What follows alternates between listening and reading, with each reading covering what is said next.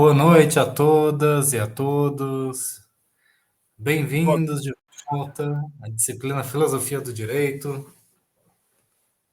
Olá, boa noite. boa noite. Boa noite, Olá, professor. olá, Juliana. Boa noite. Boa noite, professor. Boa Carol. noite. Olá, olá, gente. Pode falar, Vivian. Vamos começando a nossa aula. Tito. Pode falar? Sim, sim. Ah, tá. Professor, eu Na queria dúvida, falem. eu queria fazer uma pergunta em relação. Na verdade, eu queria fazer um pedido, na verdade. Certo. Porque eu utilizo o meu 3G para a internet, para assistir às aulas. E eu consigo fazer, a partir disso, eu consigo fiscalizar o quanto eu gasto de internet, né? E eu tinha reparado que assistindo por esse aplicativo que o senhor faz a gravação, gasta em torno, uma hora, gasta em torno de 1 GB de internet. E assim, como o senhor costuma ter 1 hora e meia, mais ou menos, de aula, seria quase 1,5 GB por aula. Sei, Fazendo as sei. contas por mês, assim, por semana, seria um pouco muito alto, entendeu? Aí, como o senhor Sim. tinha falado com a gente, para qualquer coisa que acontecesse com a plataforma, falar com o senhor, eu queria mostrar esse, um pouco esse meu receio, né? Que o pacote não é tão grande, além do senhor, eu tenho outras aulas online, e realmente esse aplicativo ele gasta muito. Comparado ao Meet, Certo. ao Zoom, que os outros professores usam, ele gasta realmente bastante. Interessante, eu não sabia disso, não tinha essa informação. Eu não sei, agora a gente tem que pesquisar, né, se é possível alterar as configurações, seja da minha parte ou seja da parte de vocês, né, de utilizar algum modo econômico, alguma coisa assim. Eu vou dar uma pesquisada. Porque, por enquanto, quer dizer, eu não tinha essa informação, né? Então, sem esse ponto, de maneira geral, de resto está funcionando, né? A questão de eu conseguir baixar as gravações e conseguir publicar no canal, né, no YouTube. Então, inclusive, eu vi que tem gente que está com dúvidas sobre isso. Eu já postei as aulas da semana passada, eu acredito, né? Já estão online, já estão disponíveis para consulta. Em relação à gravação, então eu vou ter que pesquisar melhor sobre isso, realmente, porque o Google Meet, por exemplo, ele já não me permite mais fazer a gravação. E, então, esse é um problema, porque para muita gente mais importante é obter a gravação depois, né? E eu sei que essa plataforma também tem a opção de fazer transmissão ao vivo pelo YouTube. Uma alternativa, talvez, seria fazer a transmissão ao vivo pelo YouTube e você assistir pelo aplicativo do YouTube com a configuração econômica, que pelo YouTube eu sei que dá para colocar até 144p, né, que é a resolução. E aí eu acho que é a parte que economiza melhor. Tem a questão das câmeras. Realmente, até a gente precisa. Não sei se você tem algum conhecimento sobre isso, né? Ou tem alguma sugestão.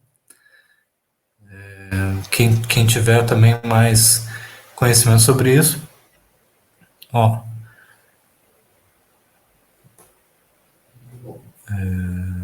sobre ajuste, né, de performance, configurações, isso é uma coisa que vale a pena a gente pesquisar.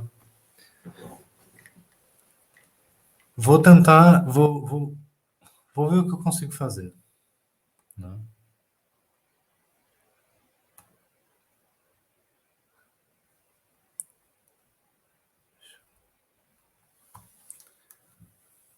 Que mais, gente? Mais alguma? Ó. Alguém baixou esse aplicativo dessa plataforma? Às vezes eu não baixei, eu não sei como é que eu só uso pelo computador. Eu Às vezes baixei, tem. professor, até para ver se diminuiu o consumo.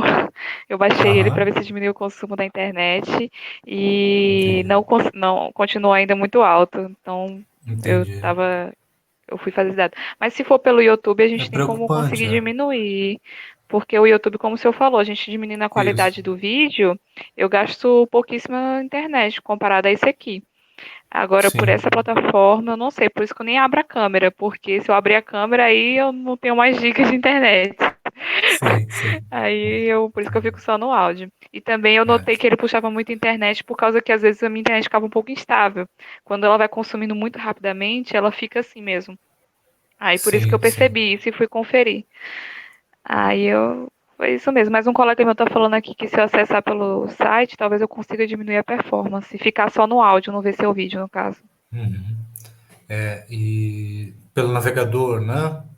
Às vezes até Isso. pelo celular, mas usando o navegador. Eu vou tentar Essas aí fazer são isso. uma outra opção. Depois, se isso aí não funcionar, vamos continuar conversando sobre esses pontos depois, a gente retoma, né?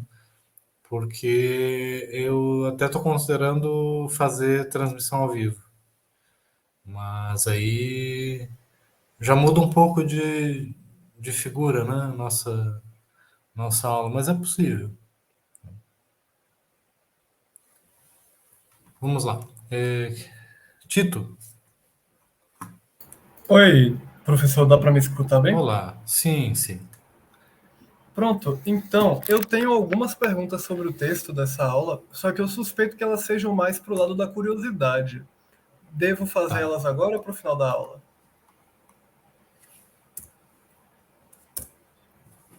Pode fazer. A gente, se eu achar que a gente tem que deixar para depois, eu falo. Senão a gente já começa por aí. Vamos lá. Beleza. Então, algumas perguntas. Primeiro, é, o que a gente vê Platão falando de Deus? Eu lembro de outras aulas de filosofia que eu já tive que muito do que a gente tem de Platão foi resgatado na Idade Média. Acho que por Tomás de Aquino. E muito do que eu vi de Deus nesse livro, Deus com D maiúsculo, de só ser capaz de coisas positivas, de não faltar à verdade, me lembrou muito Deus cristão. A gente sabe se isso era a visão de Platão mesmo ou se foi alguma interferência de Tomás de Aquino ou da Idade Média no texto.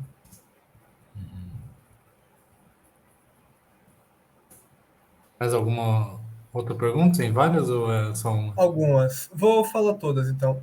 Essa conversa que a gente vê de Sócrates sobre as características da cidade, ela foi uma inspiração para o projeto da cidade ideal de Platão? E a última pergunta, a conversa que ele tem a parte sobre filtrar sobre o que ensinar sobre os deuses para os jovens, tem algo a ver com a acusação que acabou sendo a causa da execução dele?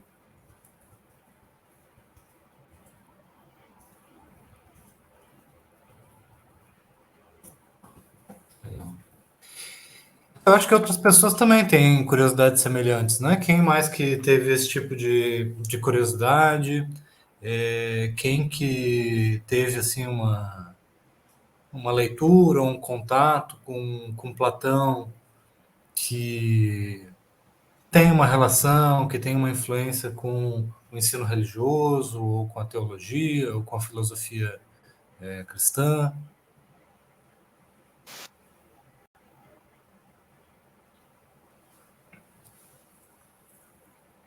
Ó, Sandra Agostinho, de Jesus menciona Professor, Agostinho. ou são Diga, mais quem está falando? Aristóteles. Uhum. uma das coisas que eu também iria pontuar era exatamente a mesma coisa que Tito fez, que em certos momentos eu senti uma pontada para a ideia de pensar diferente do que a religiosidade demanda daquele local, entendeu? Da Grécia Antiga. Aí eu fiquei com esse questionamento, se tem alguma questão sobre isso, e eu queria que o senhor falasse um pouquinho mais sobre. Sobre o pensar filosófico e o pensamento tradicional, religioso, Sim, se sobre o havia um pensamento da conflito. época. Sim, sobre o pensamento da época e sobre o teor da conversa, se tem algum conflito em relação ao pensamento religioso da época.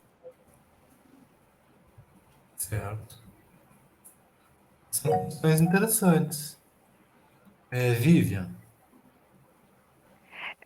Eu acho bem interessante essa parte que os colegas levantam. comentaram, eu justamente não tinha pegado ela porque eu tenho uma visão bem científico-filosófica a partir do espiritismo nessa questão.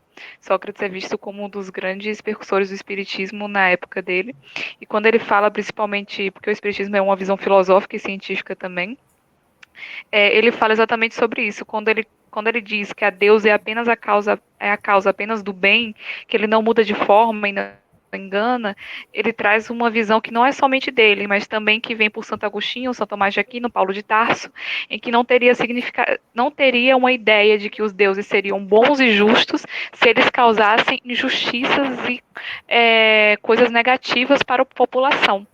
Então, quando ele cita essa parte, principalmente, a gente vê esse processo de influência da questão dessa visão de que é meio contraditório você considerar Deus como uma coisa boa, sendo que ele, uma coisa boa e justa, sendo que ele faria injustiças, sendo que ele poderia enganar alguém. Então, eu acho bem interessante essa parte, porque vindo a perspectiva espírita, ela é bem interessante que ela se relaciona com Paulo de Tarso e com Santo Agostinho, por exemplo.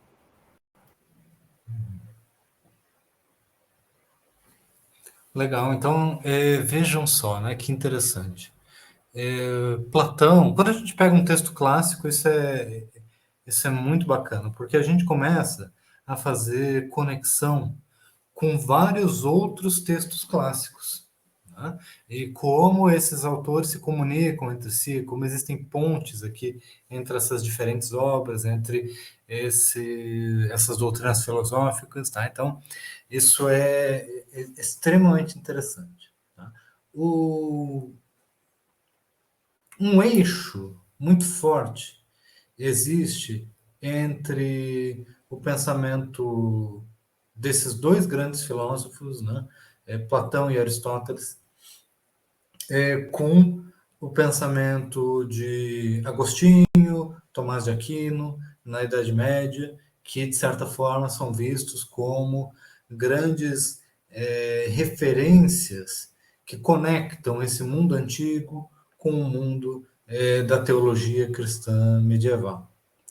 Então, existe essa linha forte de tradição filosófica, né, da antiguidade para a teologia cristã. Ao mesmo tempo, a gente pode imaginar, e muitos desses autores, de certa forma, podem nos levar a crer que Sócrates, esse personagem, né, vamos tratar como um personagem, porque pode ser que seja que tudo que Platão está dizendo que Sócrates disse seja exatamente isso que aconteceu, mas como Sócrates não é o autor, né, dos seus textos, desses textos, então Sócrates tem muitas características de personagem. Esse personagem, Sócrates, ele parece, em alguma medida, um precursor do pensamento filosófico cristão, né? Numa concepção mais universalista de divindade, né? De Deus, uma concepções mais universais, né? Alguma coisa, quando a gente compara o pensamento cristão com a tradição filosófica judaica, né? A gente vê alguns contrastes e parece que boa parte do contraste se dá pelo influxo do pensamento grego, do pensamento da filosofia grega, né? Principalmente, dizem os historiadores do pensamento daquele período, né, impulsionados por Saulo, né, pelos primeiros pensadores que se dedicaram a harmonizar, digamos assim, a filosofia grega com o pensamento cristão.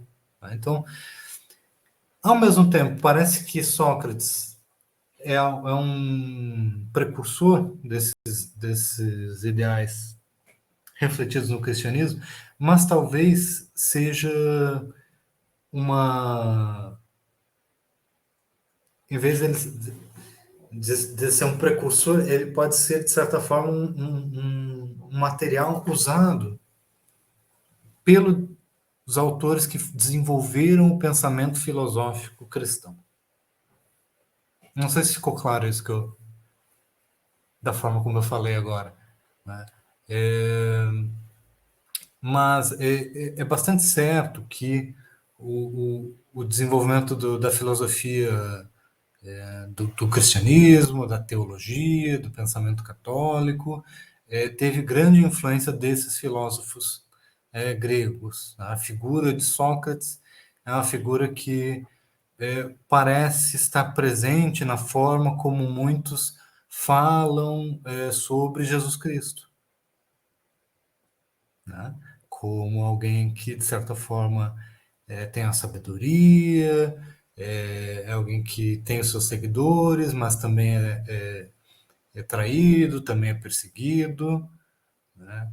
É alguém que é, de certa forma, um revolucionário, mas é um revolucionário pela palavra, pelas ideias.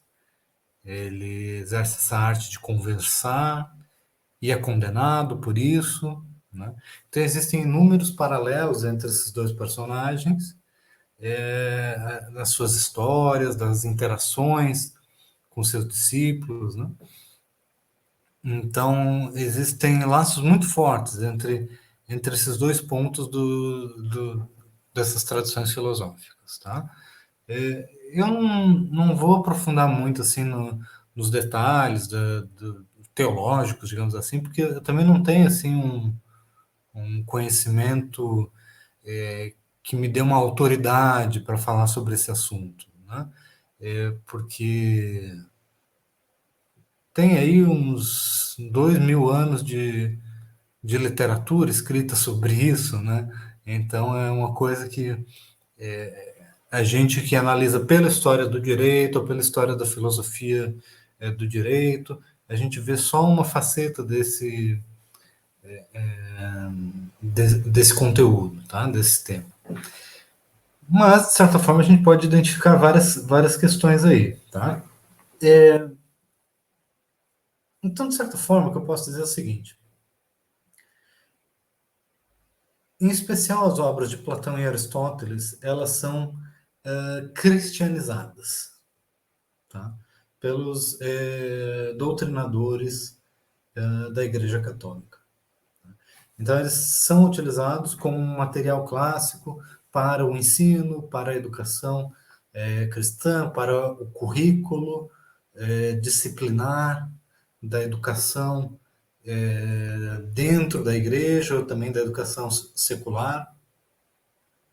São materiais intelectualmente importantes para a formação do pensamento filosófico medieval.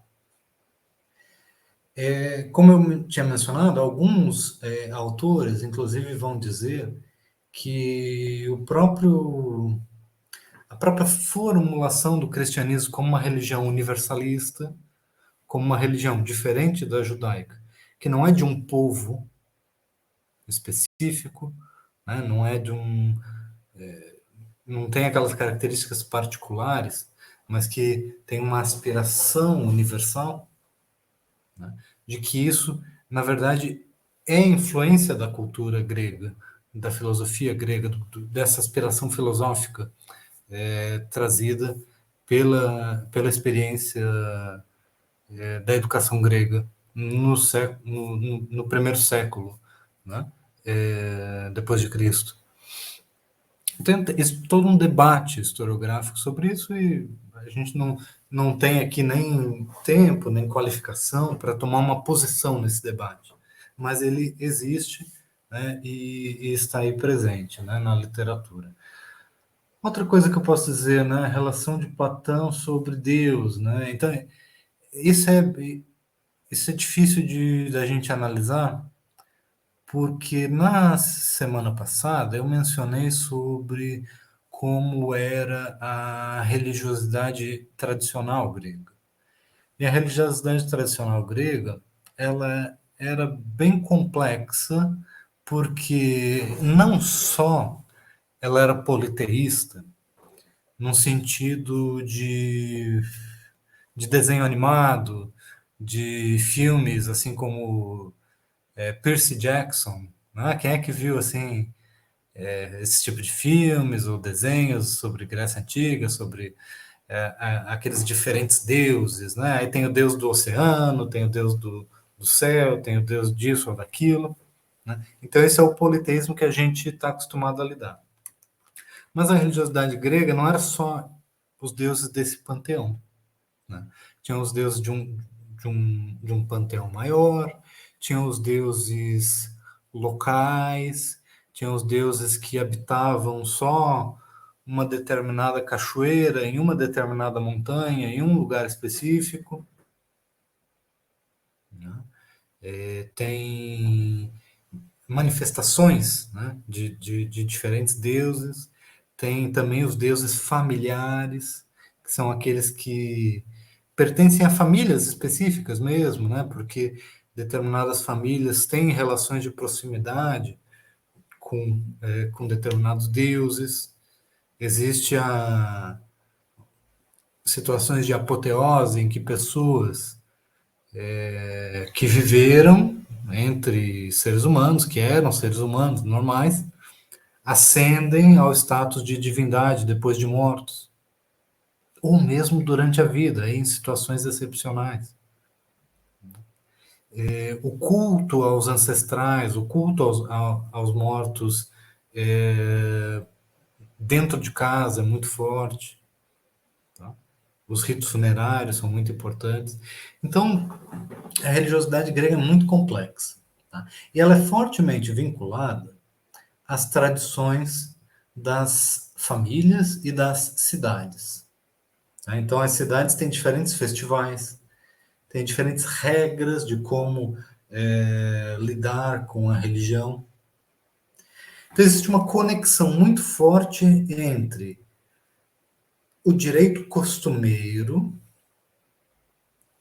que reforça a autoridade das famílias mais poderosas dentro das cidades, que reforça a autoridade estabelecida já nos governos, principalmente nos governos oligárquicos das cidades gregas. Essa religiosidade reforça bastante a autoridade tradicional estabelecida. É por isto, principalmente por isto, que a incorporação de novos deuses, ou o questionamento dos deuses estabelecidos, ou o desrespeito aos rituais e às práticas religiosas estabelecidas, é um desrespeito às instituições políticas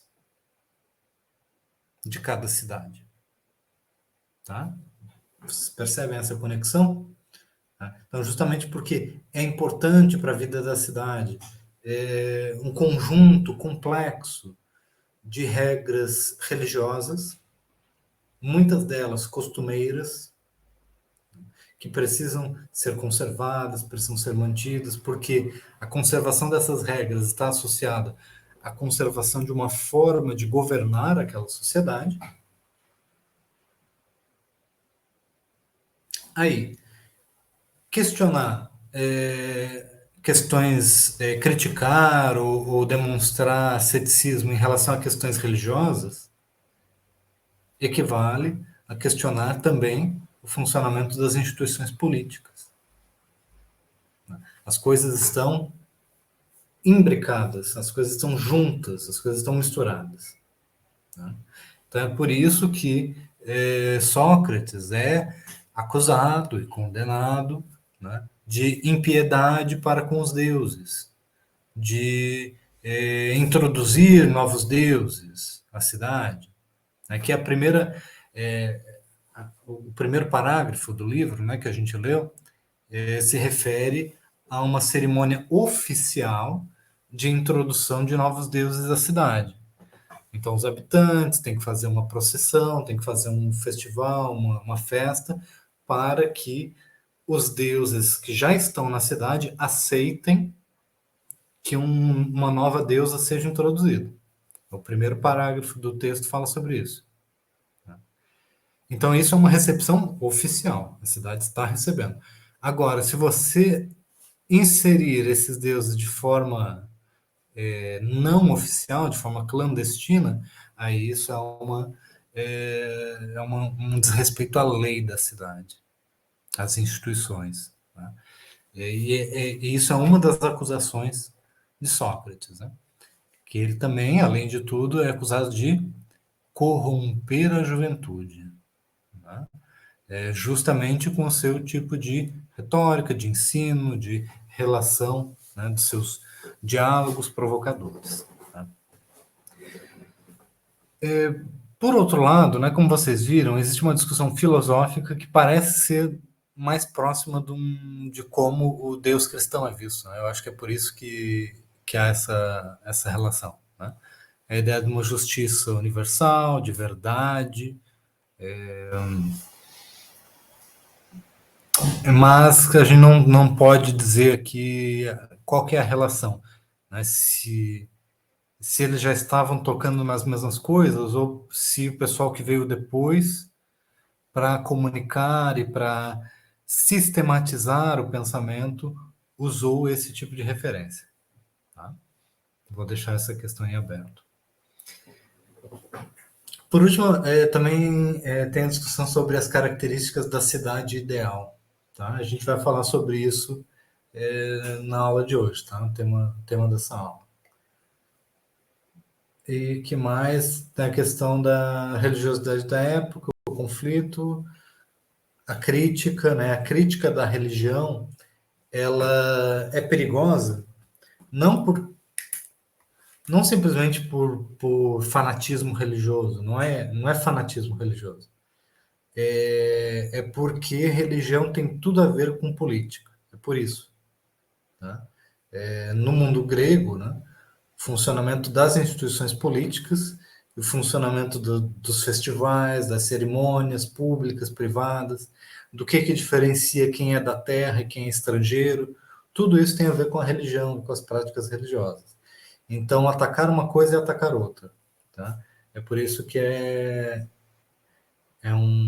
digamos assim, tem consequências, né? É um problema. Que mais? Faltou alguma questão que vocês trouxeram? A questão, o Platão também é muito influente no pensamento espírita, né? Como vocês mencionaram também. Então, a ideia de alma, a ideia de continuidade, né? Da existência de alma, de que todas as...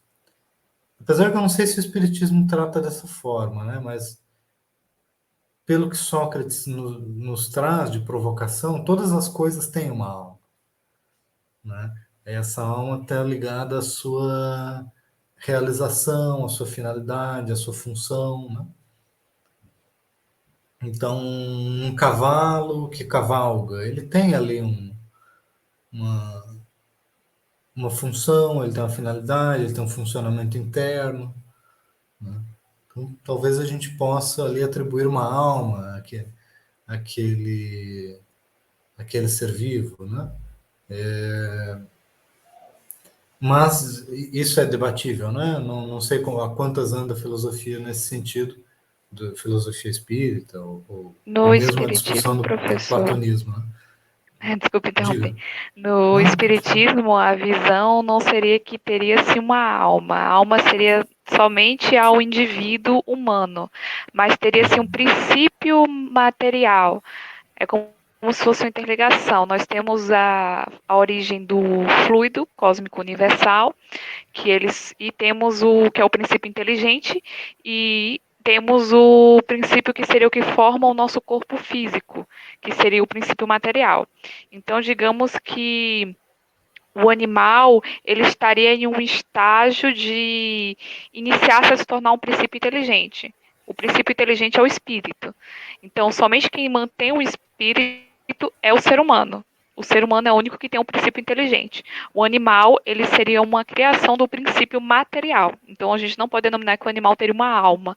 Ele seria como um auxiliar para as pessoas para quem possui o princípio inteligente, que aí nesse caso é só a questão de seres como a humanidade, por exemplo, seres que possuem espírito. Entendeu? Interessante, interessante. Não, eu realmente não sabia dessa qualificação, né? Mas é mais ou menos como eu imaginava que seria. Digo isso porque a gente vai ver que ao longo do texto ele menciona, né? Sócrates fala sobre como cada coisa. Deixa eu ver se eu encontro aqui a frase. Todas as coisas têm virtudes e operações próprias, né?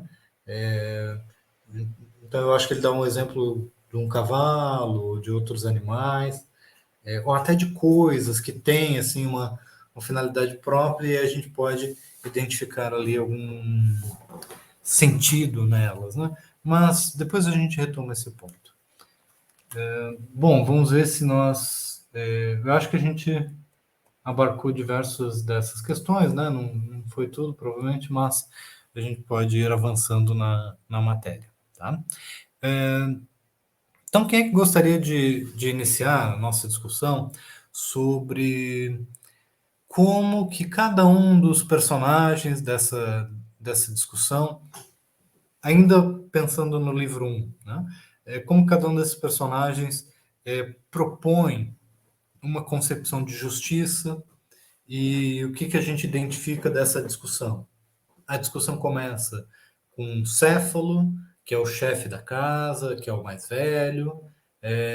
Depois ela passa para os mais jovens, né? Para os filhos, Polemarco, Glaucio, né? E por último, Trasímaco, que parece ser assim o nêmesis, né? O chefão desse jogo, parece ser aquele que é o adversário mais robusto para a argumentação de Sócrates. Pode falar, Vivi.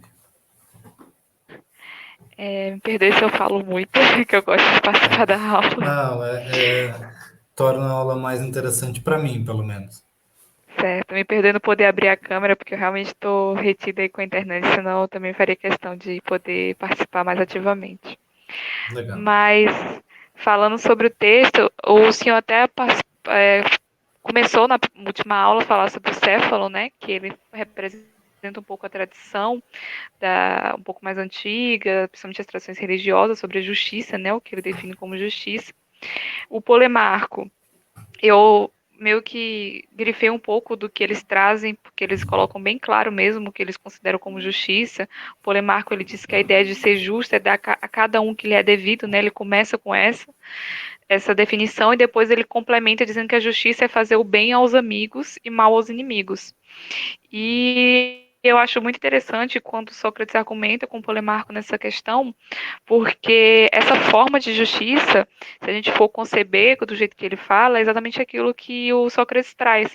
Se a justiça ela serve para beneficiar os amigos e prejudicar os inimigos em nenhum momento eles poderão ter alguma chance, alguma oportunidade de ser amigo. Porque se a gente danifica e prejudica uma pessoa constantemente, a gente não dá a oportunidade dessa pessoa criar uma relação e uma amizade.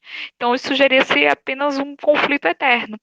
Eu gosto muito dessa parte do Polemarco por isso, porque quando ele fala que é dar a cada um que ele é devido, a gente vem a questão de quem é que está levando essa justiça para dizer o que é para cada um.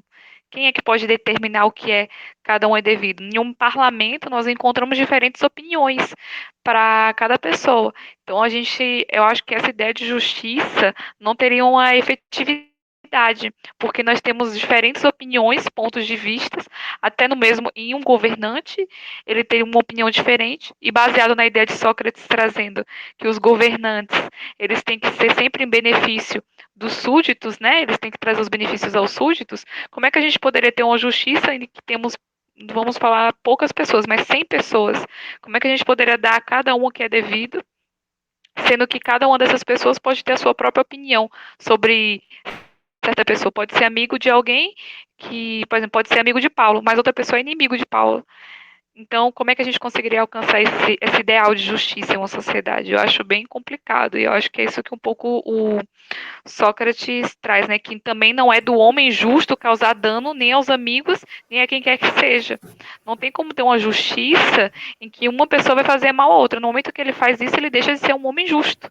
Porque causar dano aos outros torna ele injusto. Então, é uma coisa que o Sócrates ele acaba trazendo com a sua argumentação, que eu acho bem interessante.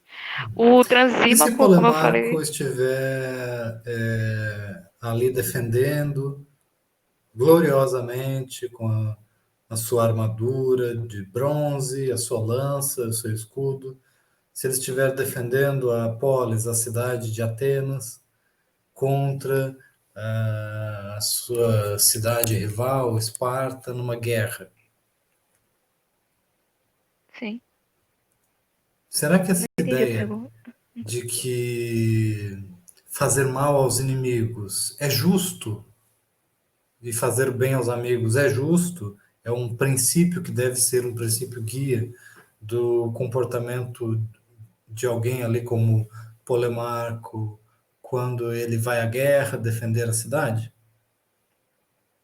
Ou será que ele deve chegar lá na linha de frente, em meio à batalha, e pedir para que os seus companheiros parem de agredir o inimigo, porque nenhum deles deveria fazer mal a quem quer que seja, e para que haja justiça? Ficou clara a Achei pergunta? interessante. Ficou claro, sim. Achei interessante a pergunta. Só que se a gente for pensar no quesito, acho que do Sócrates, pensaríamos então que não existiria essa guerra, primeiramente, passaria por um diálogo inicial, né? Essa conversa com Esparta. Eu acho que a gente primeiro conversaria com eles para evitar criar essa rixa. E depois, até no livro 2, né, ele fala sobre isso, como é que é a origem da guerra. Que a guerra ela vem principalmente para aquisição de bens, né? Nesse quesito, a justiça que o senhor trouxe é fazer mal aos inimigos, né? É fazer mal aos inimigos e fazer bem à polis, né? Fazer bem à sociedade que está ali, que precisa adquirir aquele espaço de terra que está sendo disputado. Aí teria completo sentido a ideia de justiça de Polemarco. Só que eu não concordo também com outro tipo de justiça que o senhor trouxe, de que ele pararia a guerra e iria lá e falaria vamos parar a guerra porque isso estaria causando, prejudicando os inimigos. Eu acho que eu fico como Sócrates, eu não consigo dizer o conceito realmente que eu adquiria, mas eu não concordaria também com essa forma de justiça, porque se isso acontecesse, a gente não conseguiria em nenhum momento adquirir alguma terra, algum espaço, para poder progredir a nossa cidade. Então a guerra ela é necessária para essa aquisição de bens. Então, se a gente adequa esse conceito de justiça, a gente não conseguiria fazer esse progresso. Ou se uma cidade, estado estrangeira, vou dar assim, dizer, Esparta, né, olha para Atenas e diz assim, Atenas está ficando muito poderosa, então é melhor a gente se precaver e invadir Atenas antes que ela fique poderosa, para que a gente tenha mais segurança. E os espartanos vão lá e invadem os territórios de Atenas e das cidades vizinhas. Alguma coisa como nesse último mês vocês estão acompanhando provavelmente, né, uma guerra que está acontecendo, que é uma guerra de agressão, de invasão, né, de expansão territorial, né, de um estado contra outro, né? Será que os indivíduos que estão ali sendo bombardeados, né, eles vão agir com justiça se eles fizerem mal aos invasores?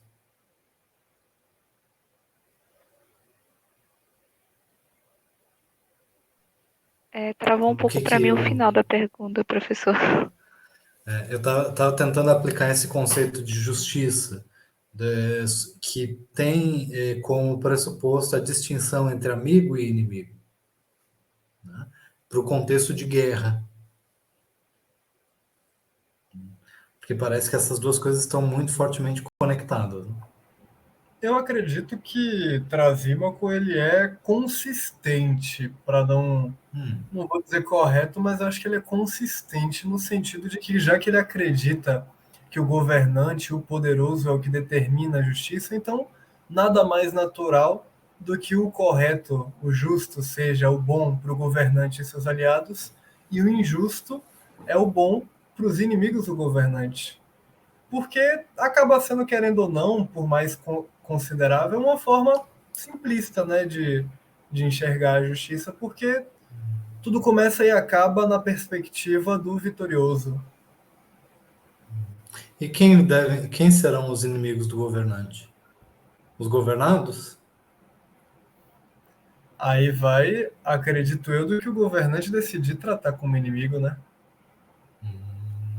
Podendo ser, mas não necessariamente os governados. Imagino eu, pelo menos. Qual que é a palavra que eles usam nessa conversa com Trasímaco?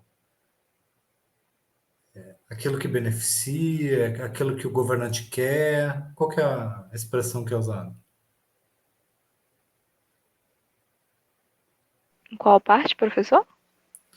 É o argumento de Trasímaco. O argumento é que o justo defende que o justo é o mais vantajoso para o mais forte.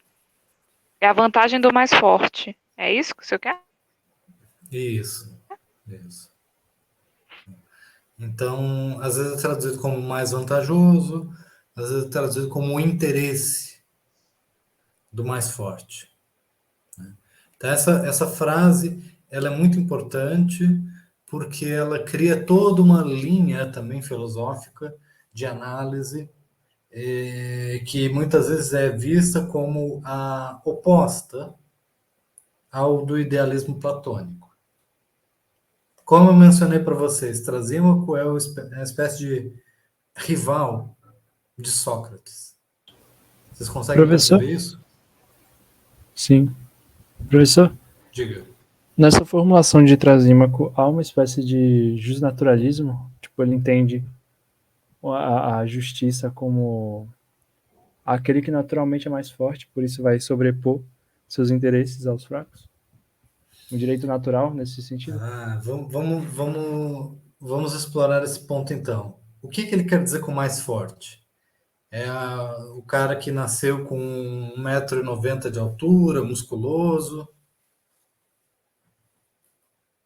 É a isso que ele se refere?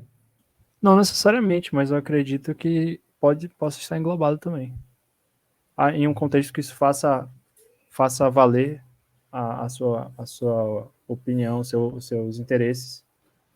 Mas pode ser o mais forte politicamente Eu ou economicamente. vou destacar uma coisa para a gente ter isso bem claro assim, em toda a nossa análise. Autores como Platão e Aristóteles não utilizam como referência o indivíduo, né? Eles não têm a perspectiva típica de autores modernos do individualismo, da ideia de que a sociedade, por exemplo, vai ser formada a partir de indivíduos que fazem um contrato social ou coisa assim, né? Então, esses autores eles estão sempre pensando nos seres humanos em grupos, na polis, né? numa comunidade política. Então, nesse sentido, a gente já pode ir descartando esse tipo de exemplo que eu dei, assim, de um indivíduo mais forte, ele vai dominar os outros pela força dos seus músculos, digamos assim, né? Isso não cabe tanto aqui nessa discussão, né? A não ser em Professor, contextos mais míticos, né, como os heróis que fundam as cidades. Diga.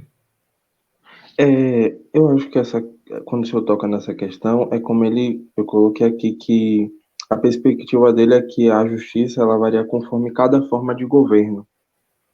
Seria nesse sentido, Aí tem a questão da democracia, que as leis elas seriam democráticas, e na tirania as leis seriam leis tiranas. Sim.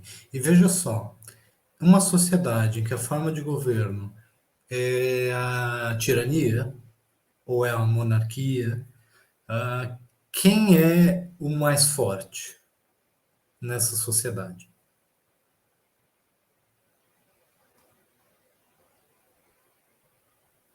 Não, É uma monarca, pergunta não difícil? tirano. Nos termos que Trasímaco está utilizando. Seria maior poder político, né? Maior poder carismático. Sim. Então, se a forma de governo é uma tirania, o mais forte é o tirano, né, que representa essa força. Se a forma de governo é uma oligarquia, então quem são os mais fortes? Os oligarcas. Esse é o argumento de Trasímaco. Perceberam? Se uma cidade for governada democraticamente, quem que será o mais forte nessa cidade? O povo.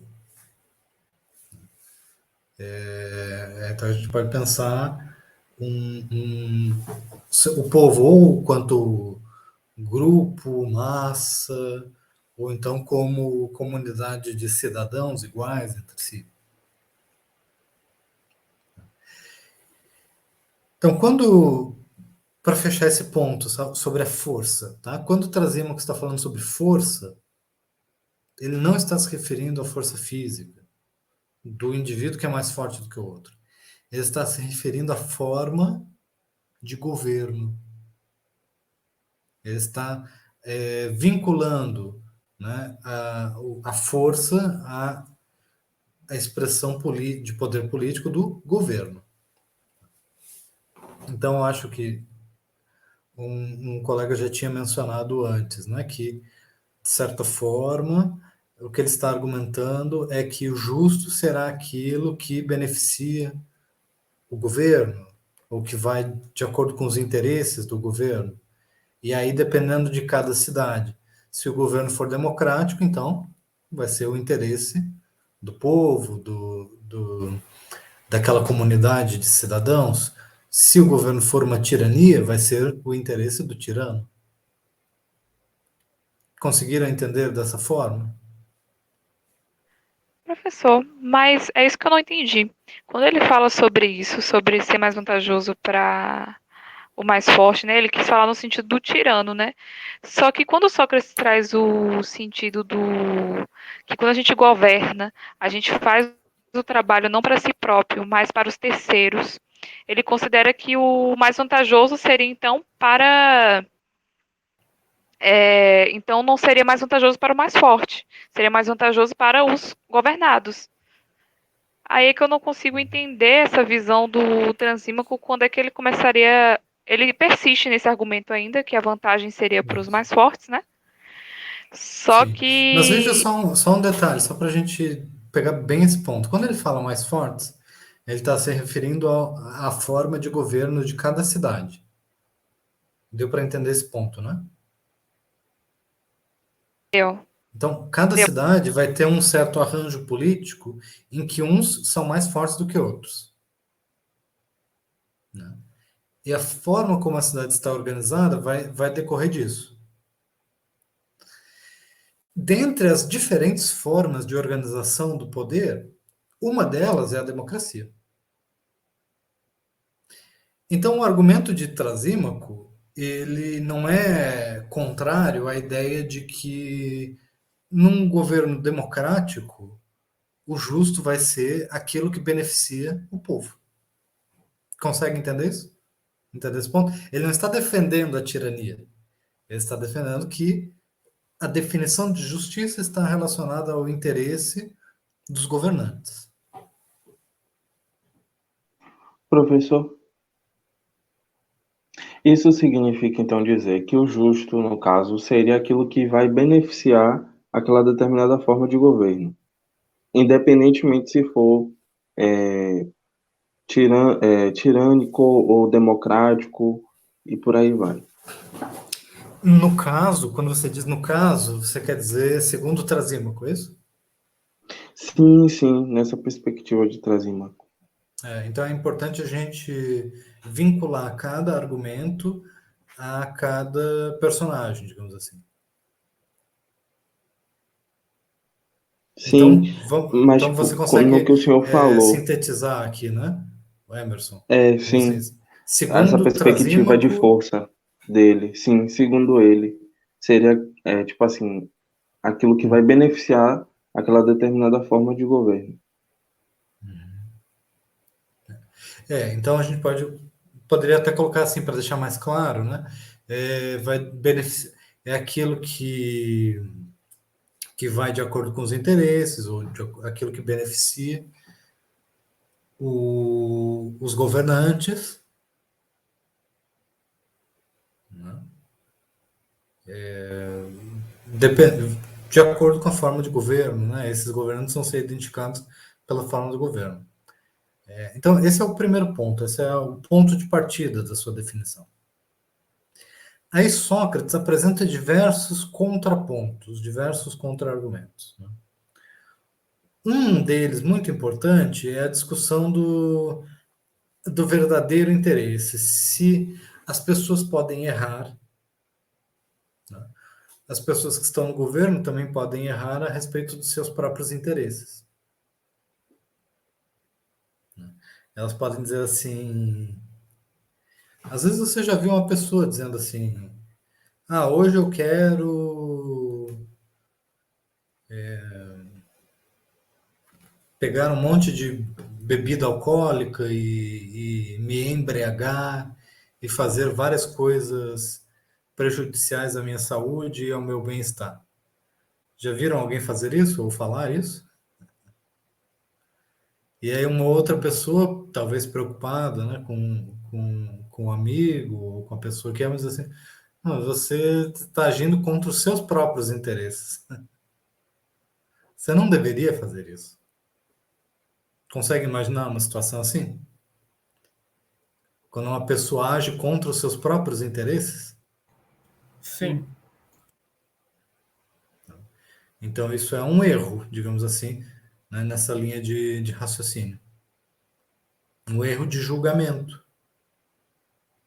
Então, um erro de julgamento é um exemplo de injustiça. Então, quer dizer, que a gente tem que considerar ali o interesse dos governantes, ou aquilo que beneficia os governantes, não como qualquer coisa que o governante diz, mas aquilo que realmente beneficia, ou aquilo que realmente é do interesse dos governantes. Perceberam essa diferença? Sim. Então, se o governante diz assim, ah, eu quero executar, decapitar todas as pessoas que falam mal de mim, ou que pensam ligeiramente diferente. Será que isso está de acordo com o interesse desse próprio governante? Será que isso realmente beneficiará esse governante? Então aí é que entra a discussão sobre qual que é a finalidade do governar. E é aí que Sócrates traz aquele contraponto que acho que a Vivian já estava mencionando, que tem a ver com o governar implica servir aos governados, né, e não buscar se beneficiar, né, porque, de acordo com a mentalidade grega, né, da sua época, o, digamos assim, a busca por aquisição de bens ou de benefícios próprios, isso seria algo do mundo privado e não da esfera pública.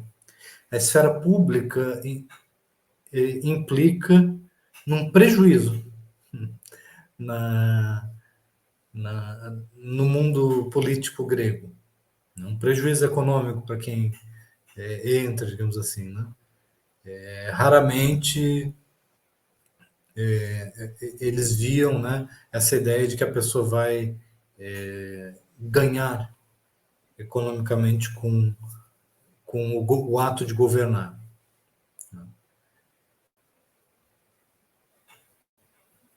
Ficou mais clara aquela conexão, Vivian? Você tinha trazido esse ponto sobre o governante, ele age, a finalidade do governar é o benefício dos governados e não do governante. Ficou claro sim, professor. Ou pelo menos a finalidade verdadeira. Tá? Então, se o governante age contra essa finalidade, isso é um ato legítimo do governo ou isso é um erro de julgamento? Seria um erro, né, de julgamento. Então aí a gente entra num problema jurídico muito relevante, que Sócrates também comenta de forma análoga para com o erro médico. Vocês perceberam essa analogia? Então, o agir corretamente dentro da medicina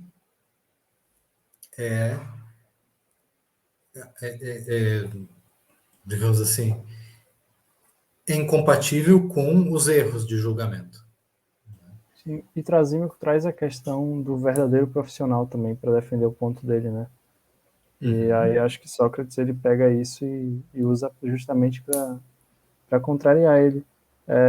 Trasímaco traz também em relação à questão de que os governantes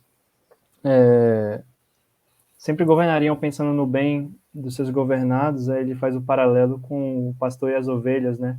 E aí diz que Sócrates, na verdade, encara isso como se o pastor realmente quisesse fazer bem às ovelhas, mas na verdade ele só as engorda com o objetivo, né, dos seus senhores, enfim.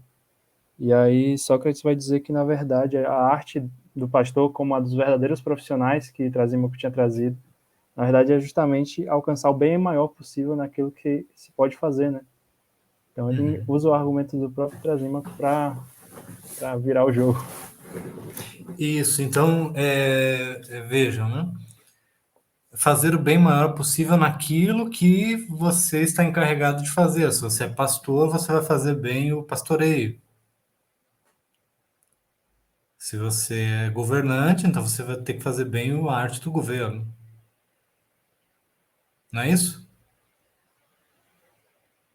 Se você for escravo, você tem que fazer bem o quê? A função do escravo na sociedade. Perceberam? Sim, sim. Então existe uma concepção aqui de que o mundo é cheio de coisas, mas que cada uma dessas coisas que existe no mundo tem a sua finalidade, tem a sua função, tem o seu papel. As cadeiras, elas existem para que pessoas sentem nelas. Então, uma boa cadeira é aquela cadeira confortável, que a pessoa pode sentar. A cadeira que está com um pé quebrado, ela já não é uma boa cadeira. Porque cada coisa tem a sua função no mundo. Cada coisa tem o seu papel, a sua finalidade. Inclusive, seres humanos diferentes podem ter, na forma como eles estão inseridos numa sociedade, diferentes funções, diferentes papéis. Essa é a concepção platônica do ser humano e de sociedade. Uma cidade perfeita é aquela cidade em que cada um faz o máximo de bem aquilo que é designado a fazer. Cada um busca cumprir da melhor forma possível o seu papel. A grande questão é como devem ser organizados os papéis dentro da sociedade, né? Como é que deve ser organizada a república? Esse é o tema do livro.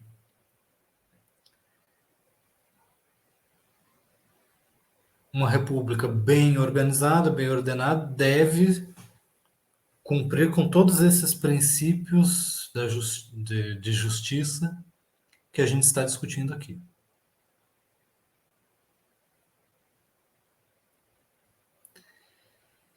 Então vamos recapitular. Céfalos traz uma definição de justiça. Qual que é o papel de Céfalo nessa história? Quem ele é, o que ele representa e qual que é a sua proposta de justiça?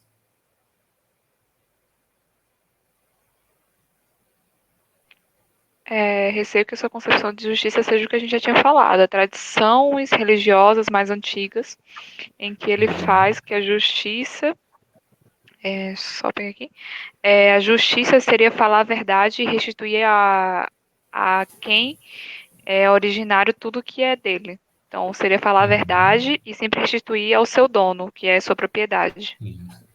Ele é um ancião, ele é um proprietário, ele é alguém que é o dono da casa, né? Uma casa rica, poderosa, na região comercial, digamos assim, da vida ateniense. Então, para ele, a justiça é cumprir com os pactos, resumidamente, né? Falar a verdade, né?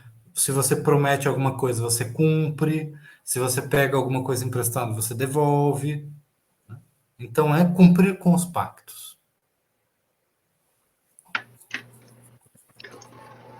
Polemarco já é um jovem de família, né, da família, filho do Céfalo, mas ele já tem aspirações, né, a ter uma certa nobreza, digamos assim, né?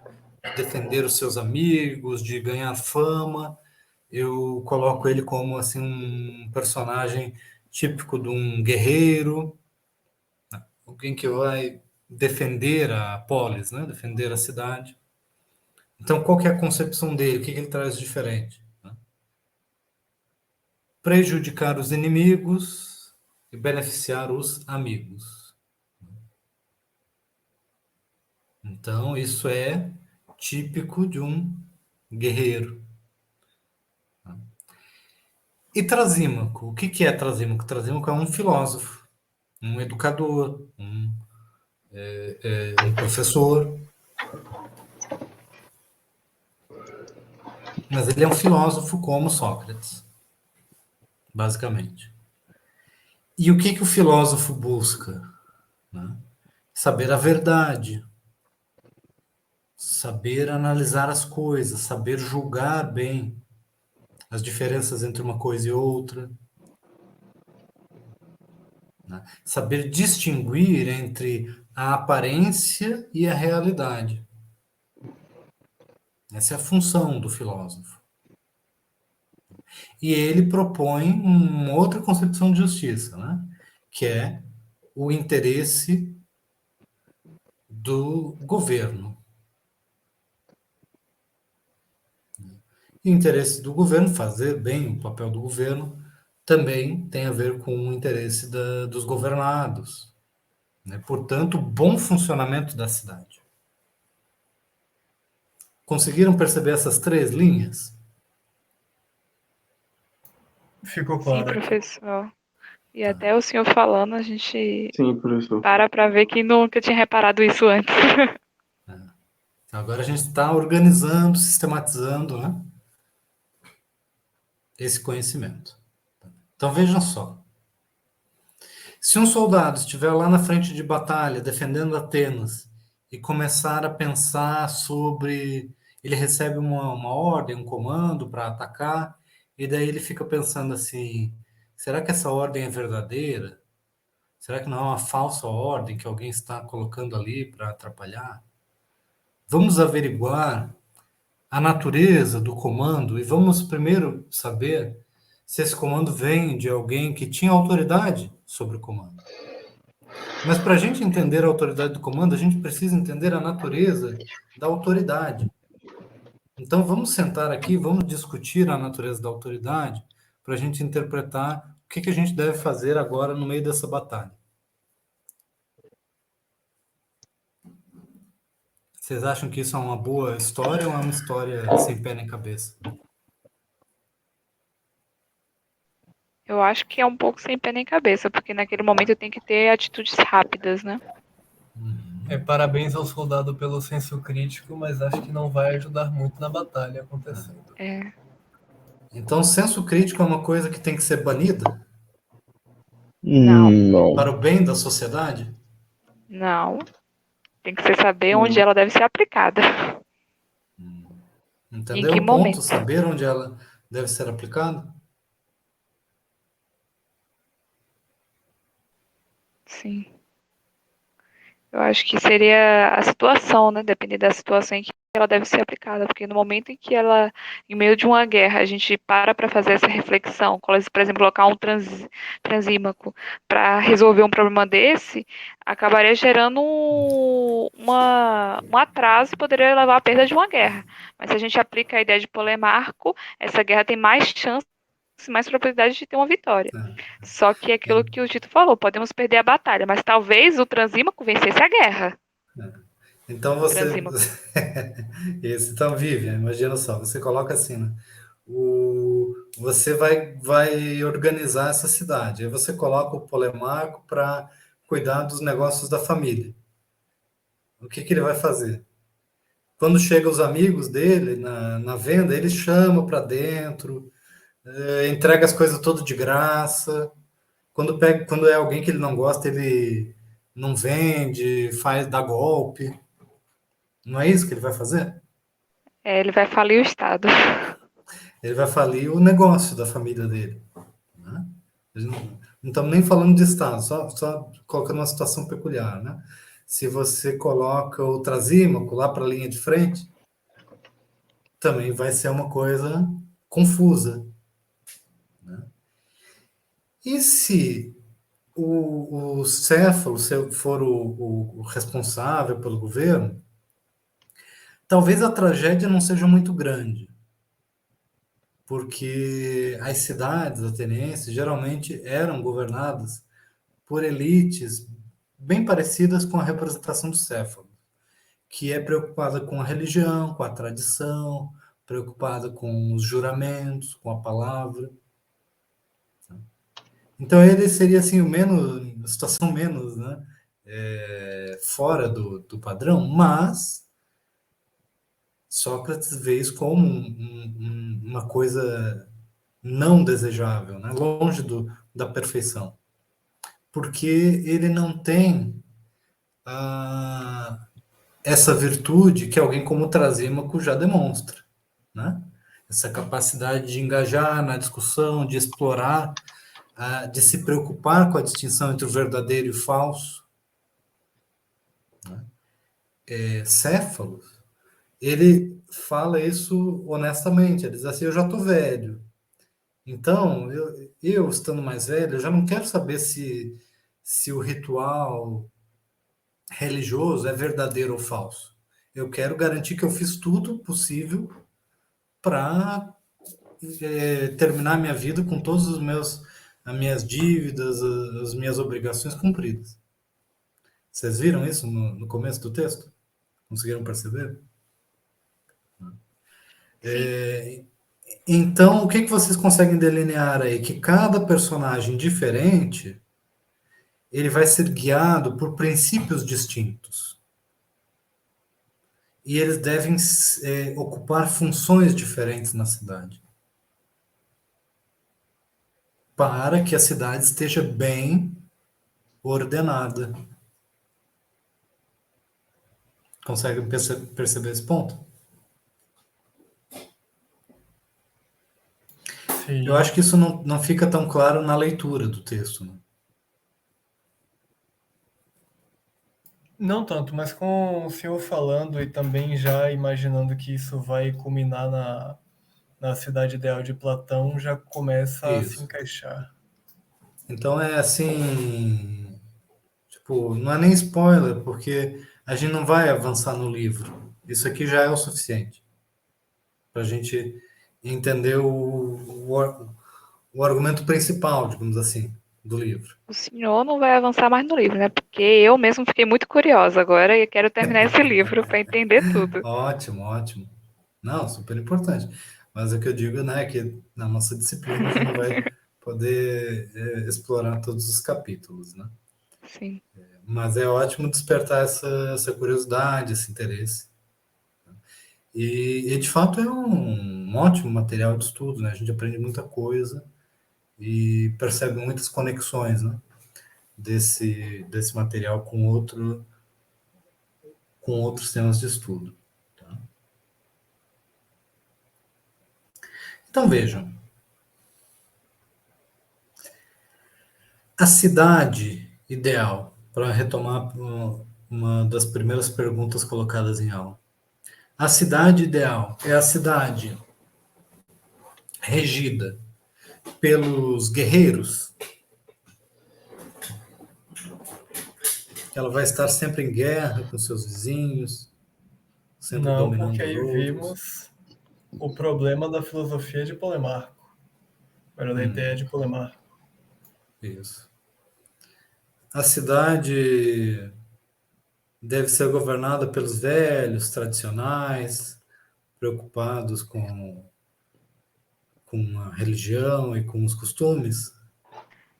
Não, porque a gente vê logo no início do livro que está começando a surgir um processo de expansão, né? E desenvolvimento da civilização. Então ela já se torna um pouco ultrapassada para esse processo. E os filósofos, como Trasímaco, né? Os sofistas, especializados na arte da retórica, do convencimento, da boa fala. Eles é que devem governar a sociedade? A falha deles, segundo Sócrates, seria governar em função deles mesmos e não dos governados, não é? Mas explica melhor o que você quer dizer com isso. Qual que é o problema de Trasímaco? O problema é que ao considerar justo apenas o que é vantajoso para o governante, ele deixa de fora o que é vantajoso para o governado. Necessariamente ou não necessariamente. O ponto não é necessariamente que isso é um mal por si só, mas pelo que eu entendi, é que é uma. Como é que eu posso dizer? Uma má leitura fundamental sobre qual deveria ser a predisposição de um líder, segundo Sócrates. Ou melhor, que deve ser um governante.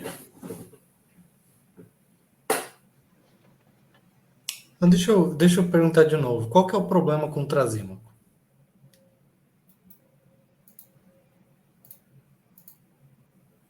Acho que na minha. Trasímaco, a gente falou, só para completar esse ponto, né? A gente percebeu que existe uma influência muito grande, assim, uma conexão grande entre o estudo de Platão, né? Estudar Platão teve um papel muito grande para a formação da filosofia cristã medieval, por exemplo, do pensamento católico, da teologia. E no primeiro livro da República tem esse personagem que é Trasímaco. E Trasímaco não parece um bom cristão, não é mesmo? Ele é utilizado, digamos assim, ele era utilizado, né, na formação clássica de quem estudava na Idade Média e até recentemente. Ele era utilizado como o primeiro adversário que você precisa superar. Ele traz uma ideia que depois vai ganhar espaço de novo em Maquiavel ou em Thomas Hobbes, né, que é essa visão realista do poder político. Mas, na tradição platônica, ele está ali, de certa forma, para você bater nele, para você criticar, para você provar que Trasímaco está errado. Entenderam? Sim. Né? Então, a primeira fase, digamos assim, né, dos estudos platônicos é você ser capaz de mostrar por que Trasímaco está errado. Então, qual que é o problema com ele?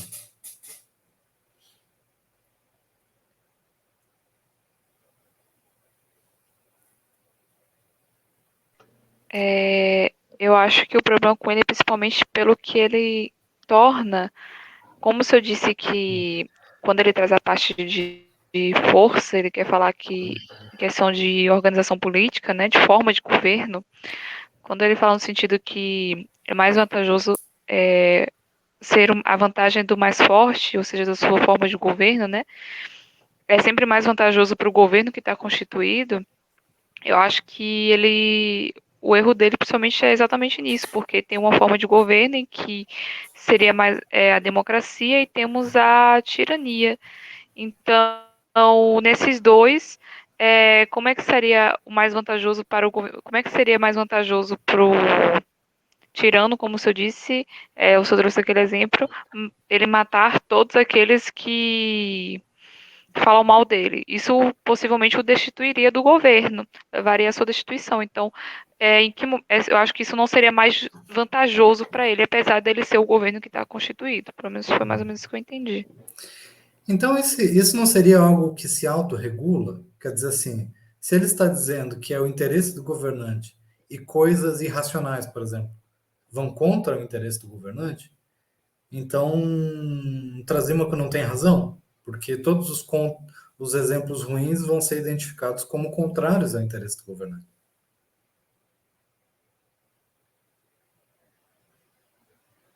Pera, calma, eu não entendi a pergunta. Em determinado momento, eles perguntam para Trasímaco assim: então você quer dizer que o que você considera justo é aquilo que o governante diz que é do seu interesse, e não aquilo que realmente é do seu interesse, ou da sua vantagem, né? E aí Trasímaco diz: não é isso que eu quero dizer. Eles assim, não, o justo é aquilo que realmente beneficia os governantes. Então, naquele exemplo que a gente estava falando, né? O tirano, ele está meio louco, ele tomou anabolizante para tirar foto em cima do cavalo, fortão, daí ele ficou meio perturbado da cabeça, decidiu fazer coisas assim que vão contra o seu interesse. Então ele não está agindo com justiça. Trasímaco não poderia dizer isso? Se ele está agindo contra o seu interesse, não é justo. Ele falou exatamente isso. Ele Eu não está acabei de sendo pegar a justo parte. consigo mesmo. Ele pega essa Entendeu? parte em que ele defende que o governante, na acepção exata do termo, enquanto o governante jamais erra, e não errando, ele só legisla em vantagem própria, sendo isso o que os súditos terão de executar. Assim, o justo consiste em fazer o que é útil ao mais forte. Então, sempre vai ser justo aquilo que, não o que ele diz, né? Mas o que realmente está sendo útil a ele. Então, naquele exemplo que eu dei, ele já não estaria fazendo a justiça, como o Trasímaco traz. Então, os ministros, digamos assim, não deveriam cumprir determinadas ordens, deveriam fazer outras coisas.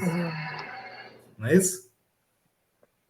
Isso é todo um outro problema jurídico, né? Super complexo. Mas eu perguntei sobre qual que é o problema com Trasímaco, porque o problema com Trasímaco tem a ver com a sua postura intelectual, que é diferente da postura de Sócrates. Porque Sócrates está interessado em argumentar e questionar, apontando contradições para revelar uma verdade. Que a verdade, de certa forma, precisa ser revelada, ela já está escondida ali por detrás de toda a bagunça, de toda a sujeira, das aparências, das contradições. E aí o filósofo ele precisa revelar a verdade através da boa conversa, né, do bom exercício do pensamento. Trasímaco não parece estar fazendo isso, não parece ter a mesma intenção. Trasímaco ele é caracterizado mais como um sofista, como aquela pessoa que é contratada para ensinar os jovens educados a serem convincentes naquilo que eles querem defender. Mas aquilo que eles querem defender pode variar de situação para situação, né?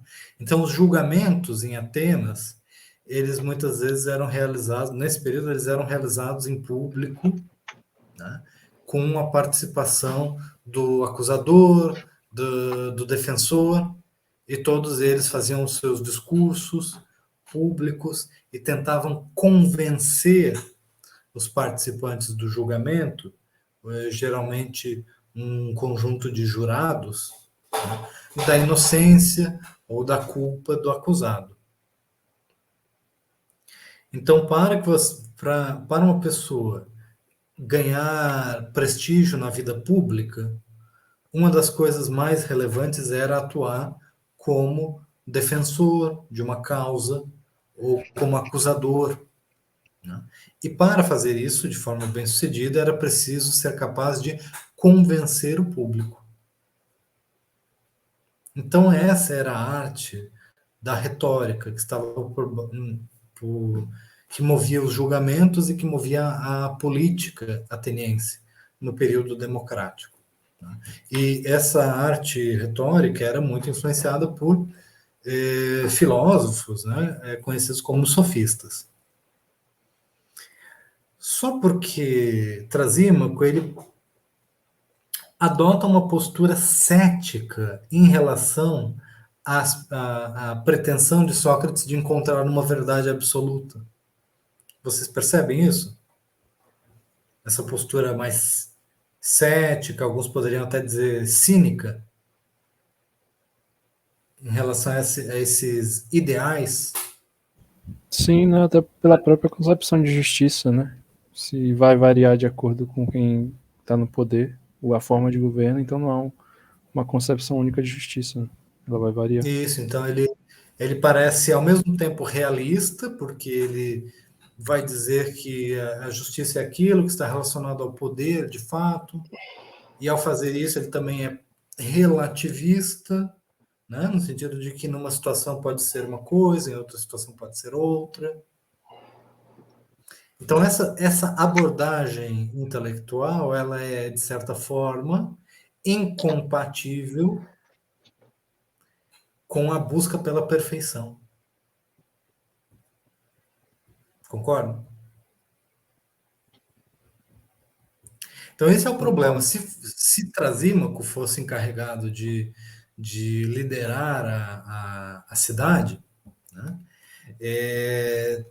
talvez Sócrates respeitasse bastante assim, o papel de Trasímaco por ele ser uma pessoa extremamente inteligente, extremamente educada, mas veria com preocupação o fato de que Trasímaco usa essa inteligência para, de certa forma, adotar uma defesa de concepções morais relativistas, né? de concepções contrárias aos ideais que a gente identifica com o pensamento platônico, né? Que depois, de certa forma, vai ser identificado com o idealismo cristão, né? A ideia de uma cidade perfeita, de um reino de Deus. Acho que uma forma de dizer é que Trasímaco não teria a humildade de falar só sei que nada sei.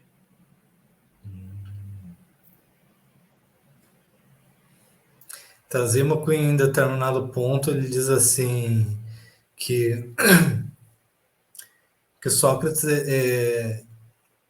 Sócrates é que está sendo injusto porque ele exige que as pessoas deem respostas e ele mesmo só faz perguntas. Então, dar respostas é muito mais difícil do que fazer perguntas, né? Trasímaco fala. Então, Inclusive, professor, me faz lembrar a parte dele que ele só começa realmente a expor seu argumento quando Sócrates diz que vai aplaudir ele isso, de pé. E aí ele faz como quiser, então isso é um motivo para eu fazer essa exposição. Aí que a gente consegue ver realmente uma postura sofista, né? Ele tá ali para convencer o público isso, e ser aplaudido. isso, né? Então, o que motiva Trasímaco não é a busca pela verdade, não é isso? Ele Isso. quer atenção, aplauso, Professor, benesses, né? Enquanto que eu o considerei ele, filósofo, diga, desculpa por interromper, eu até nas anotações eu considerei ele como egocêntrico, até mesmo por essa parte. Ele quer uma definição e mas ao mesmo tempo ele quer ser reconhecido, entendeu? uhum. Então, na política ateniense, o Platão sabia que existiam muitos trasímacos. Existiam essas pessoas que demonstravam inteligência, demonstravam muitas vezes sarcasmo, capacidade retórica, mas que estavam ali querendo alguma coisa, digamos assim, né? E não simplesmente buscando a verdade, buscando a justiça. Então, a diferença entre Trasímaco e Sócrates é que Sócrates busca a verdade por ela mesma, enquanto que Trasímaco não está buscando uma verdade de forma pura. Então, vejam, Sócrates é a versão perfeita de Trasímaco. Né? Sócrates é o filósofo perfeito, né? Da forma como Platão nos apresenta. Então, não é por acaso que muita gente vai destacar esse ponto, né? Se a gente perguntar para as pessoas, o mais famoso, a mais famosa é a concepção de que Platão defende um rei filósofo. Já ouviram falar disso? Já, sim. Sim. O que ele quer dizer com isso? Que uma pessoa que seja um bom filósofo, ele tem que colocar uma coroa na cabeça e decidir tudo e mandar em todo mundo.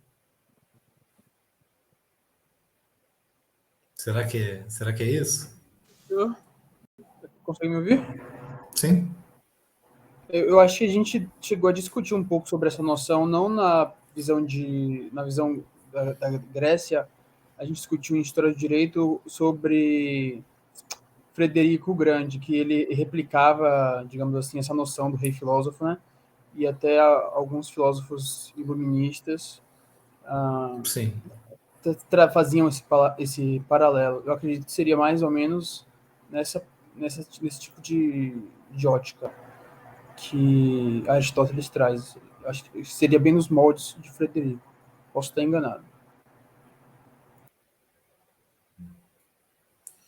Mas o mais interessante aqui, para a gente concluir essa aula, é que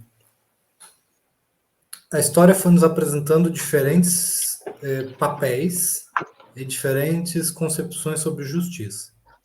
Tá? Aquilo que Trasímaco traz também é considerado relevante. Né?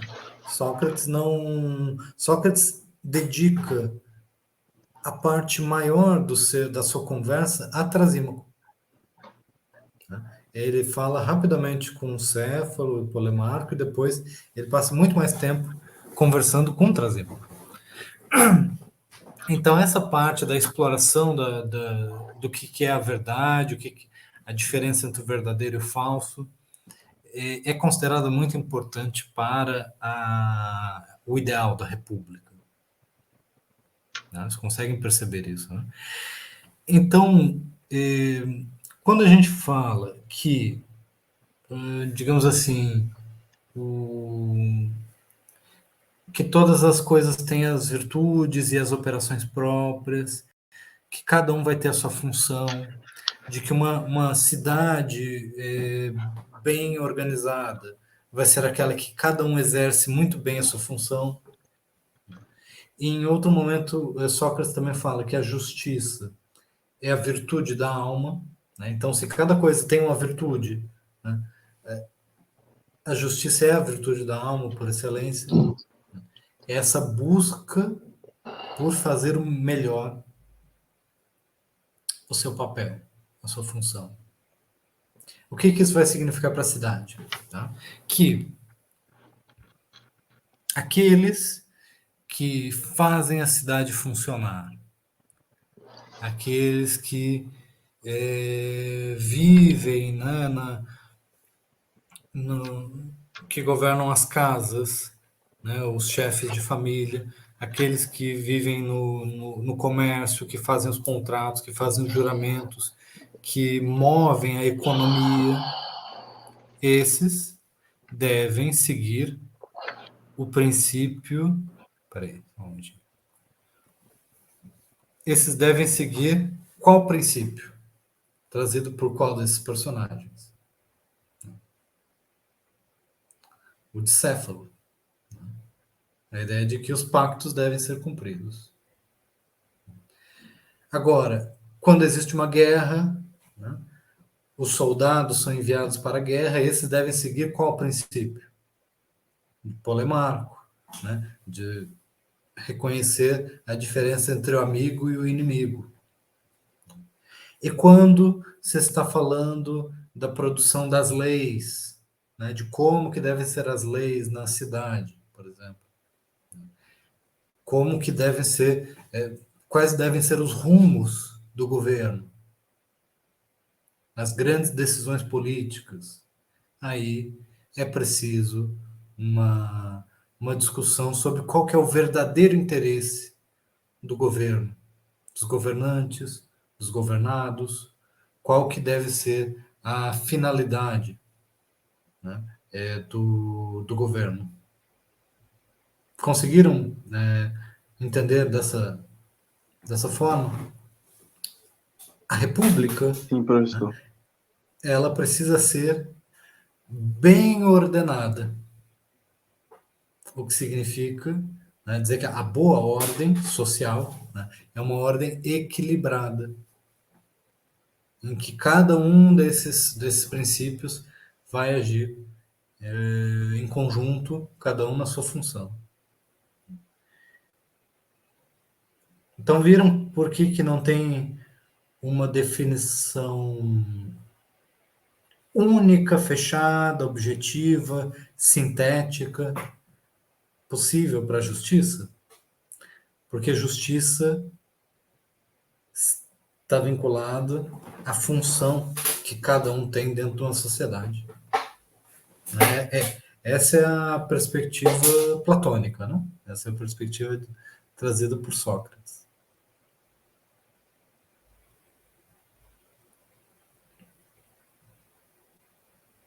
Faz sentido? Faz. É uma forma Sim. interessante de falar o pensamento onde cada um tem seu ponto de vista de justiça, né? Mas aí eles atrelam a função na sociedade.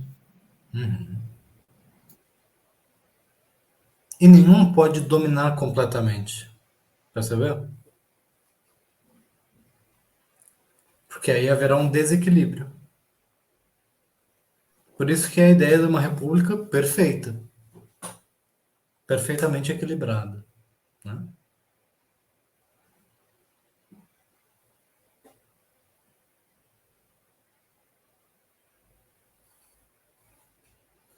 No livro segundo, os personagens eles discutem alguns outros temas, né?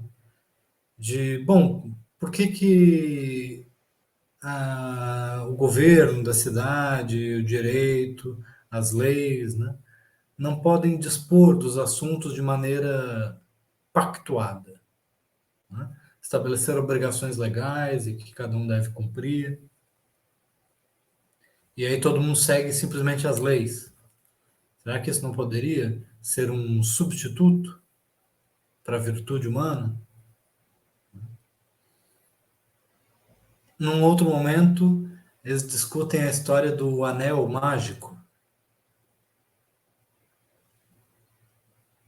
Já tinham ouvido falar da história do anel mágico? Não. Quando Frodo coloca o anel, Ah, o que agora que já. acontece com o que que Não, acontece não, essa parte com eu ele? ainda associei a isso, mas eu falei, não, não deve ter sido referência a essa parte. O que que acontece com ele quando bota o anel? Ele fica invisível. Ele fica invisível. E aí vem a questão filosófica, de filosofia moral, né? Uma das mais antigas, não só no pensamento grego, mas também em outras civilizações existe essa discussão. O que que você faria se você tivesse um anel mágico que faz com que você fique invisível? Você agiria melhor ou pior?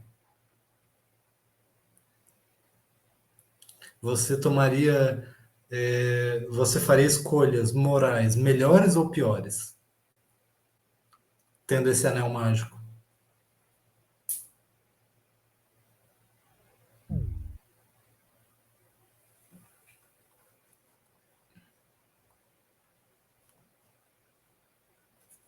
Vocês conseguiram encontrar isso no texto, gente? Eu estou falando, tem a referência a Senhor dos Anéis, porque Senhor dos Anéis é uma obra de literatura, mas que se insere nas tradições mitológicas, né? Sim. Eu me lembrei também da parte da capa da invisibilidade do Harry Potter, né? Que ele traz essa Uhum. parte. E aí eu tava justamente vendo isso, a diferença, né, entre o anel e a capa. No processo da capa, o homem que pediu a capa, ele fez apenas continuar a seguir a sua vida e se escondendo da morte. E aí, quando ele envelhece, finalmente, ele tira a capa e dá ao seu filho, né? Então, nesse quesito, ele se tornou, ele, pelo menos para o que parece entender, ele tomou atitudes certas até o fim de sua vida, né? Só ficou se escondendo da morte. Ah, eu não sabia desse detalhe. Isso está Ah, o sono. nos livros do Harry Potter, não? É, e no filme também, uma hora eles mostram essa parte. Ah, legal. Eu não li os livros do Harry Potter. Eu vi os filmes. Mas não conheço assim detalhadamente, né, a mitologia, né? Mas essa ideia da invisibilidade, ela é colocada como contraste, como algo que é contrário ao quê? À esfera pública, a visual, aquilo que é transparente, aquilo que as pessoas estão vendo. Então isso traz a ideia da publicidade como um elemento essencial para o direito, para a moral e para a governança política. Tá? Mas agora a gente precisa ser honesto, já ultrapassamos o horário da nossa aula, então eu vou aqui encerrar a nossa gravação, vou me despedir de vocês, desejar um bom estudo e que vocês façam as suas anotações sobre esse texto para a gente concluir na próxima aula e iniciar a discussão sobre Aristóteles. Tá bom, gente? Até a Tudo próxima. bem. Boa noite. Professor,